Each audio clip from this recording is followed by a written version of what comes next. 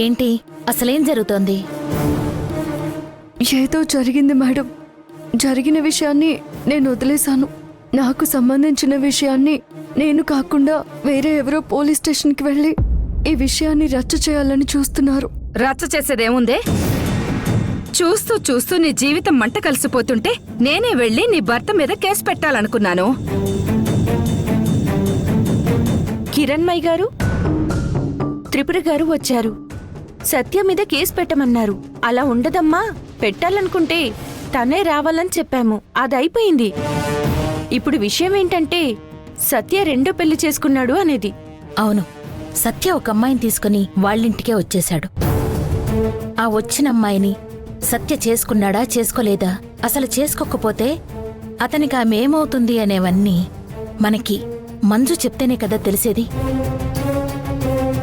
నేను అదే అంటున్నాను మేడం. సత్య సిరిని పెళ్లి చేసుకున్నాడు అనే విషయం మంజుకి తెలుసు.